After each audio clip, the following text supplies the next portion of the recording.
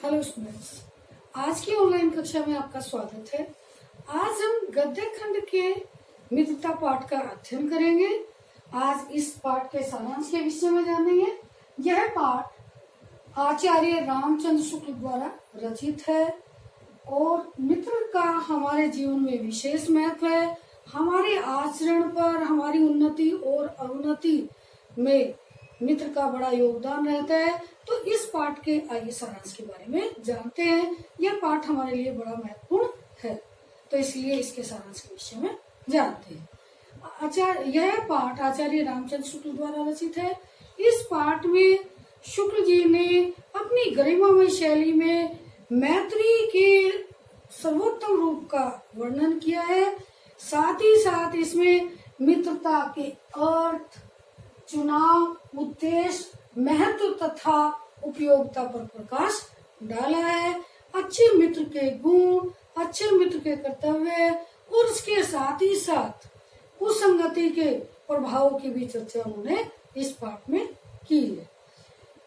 शुक्ल जी का कथन है कि मनुष्य जब समाज में अपने घर से निकल करके समाज में कार्य करना आरंभ करता है तो उस समय उसका स्वभाव अपरिपक्व होता है और उस समय उसमें अच्छे बुरे का ज्ञान उसे नहीं होता, उसका विवेक नहीं, उसे अच्छे बुरे के को पहचानने का विवेक नहीं होता। तो उस समय वह जिस किसी भी व्यक्ति के संपर्क में आता है उसका स्वभाव जैसा होता है उसका उसके चित्त पर बड़ा प्रभाव पड़ता है, क्योंकि उस समय हमारा चित्त कोमल होता है और हमें उचित अनुचित का विवेक नहीं होता। इसलिए अच्छे व्यक्ति की संगति में यदि हम आते हैं तो उसका अच्छा प्रभाव पड़ता है, और यदि हम बुरे स्वभाव वाले व्यक्ति के संपर्क में आते हैं तो हमारे स्वभाव में अप्रत्यक्ष रूप से ही वह गुण आ जाता है, वह उसका गुण में दोष आ जाता है। हमारा जो स्वभाव होता है उस समय अपरिपक्व होता है। हमारा स्वभाव उस समय एक कच्ची मिट्टी की मूर्ति के समान होता है कि जिस प्रकार से एक मिट्टी की मूर्ति को जब तक न पकाया नहीं जाता आग में तब तक उसे कोई भी रूप दिया जा सकता है, उसे परिवर्तित किया जा सकता है। उसी प्रकार से जब तक हमारा स्वभाव परिपक्व और सुदृढ़ नहीं होता तब तक हम अपने आचरण को मनचाहे रूप में ढाल सकते हैं। अर्थात कहने का भाव यह है कि यदि व्यक्ति उस समय एक बुरे व्यक्ति के संपर्क में आता है तो वह बुरा बन जाता है, और वह राक्षस के समान घृणित और नीच भी बन सकता है। और यदि वह अच्छी संगति वाले अच्छे व्यक्ति के संपर्क में आता है तो वह देवता के समान भी सामान्य बन जाता है। आगे फिर आता है मित्र का चुनाव। तो इसमें लेखक बताता है कि सामान्य रूप से व्यक्ति हम केवल किसी के आकर्षक चेहरे, आकर्षक व्यक्तित्व, रंग, रूप, उसकी निडरता, उसके थोड़े साहस को देखकर ही उसको मित्र बना लेते हैं। उस समय हमें ज्ञान नहीं होता कि मित्र का हमारे जीवन में क्या उद्देश्य है, उसका हमारे जीवन में क्या मूल्य है, हम मित्र क्यों बना रहे हैं, ये सब प्रश्न हमारे मन में नहीं होते। और यहाँ तक कि उन्होंने उदाहरण दिया कि व्यक्ति यदि बाजार में जाता है तो वह कोई भी छोटी से छोटी चीज खरीदता है तो 10 बार उसकी गुणवत्ता के विषय में जानता है, उसके मूल्य के विषय में जानता है।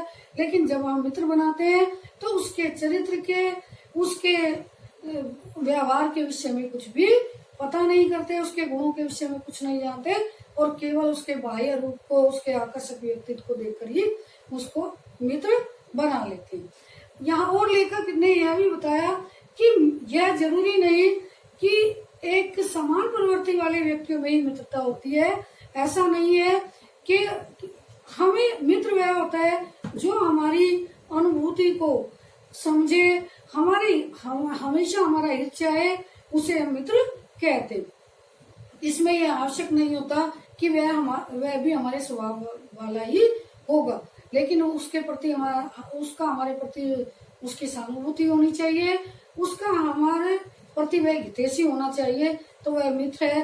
अनेक उदाहरण उन्होंने दिए कि यहाँ पर कि राम और लक्ष्मण का उन्होंने उदाहरण दिया कि राम बड़े कोमल स्वभाव के थे और लक्ष्मण जो है उग्र स्वभाव के थे, लेकिन दोनों में अत्यधिक प्रेम था।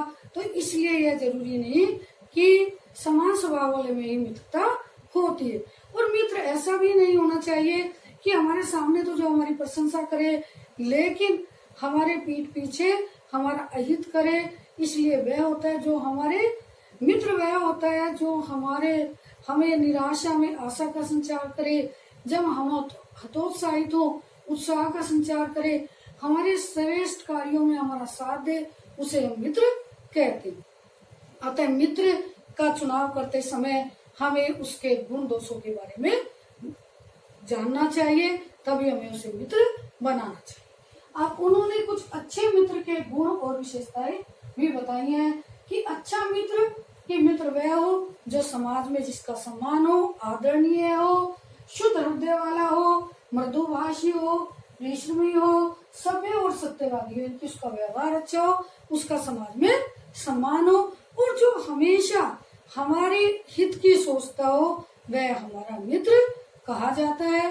अनेक व्यक्ति ऐसे होते हैं जो सामने अपना काम निकालने के लिए हमारी तारीफ करते हैं, लेकिन पीठ पीछे हमारी बुराई करते हैं, तो उसे हम मित्र नहीं कह सकते।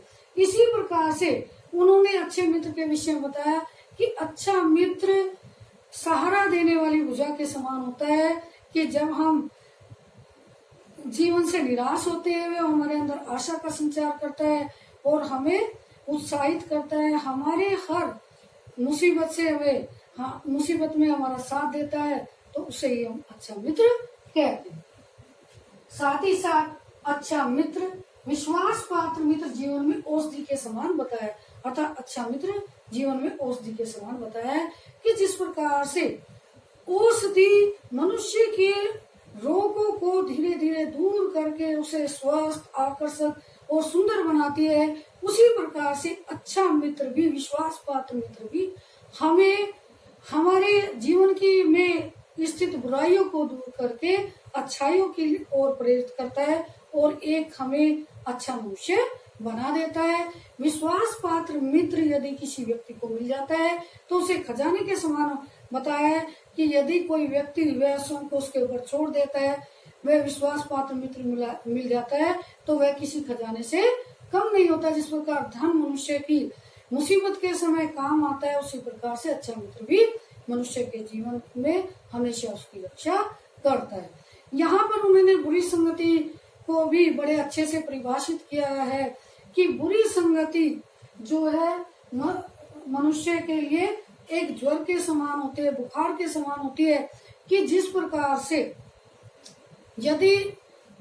से ज्वर जो है मनुष्य को शक्तिहीन, निर्बल और भद्दा बना देता है, यहाँ तक कि कई बार उसके प्राण भी उसमें चले जाते हैं। उसी प्रकार से बुरी संगति है, वह भी ज्वर के समान होती है।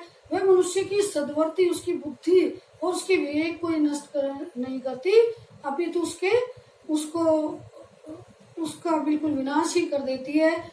और यहाँ तक कि उसके जैसे बुखार प्राण ले लेता है तो मनुष्य का बिल्कुल चरित्र जो है नष्ट हो जाता है और उसका विनाश हो जाता है।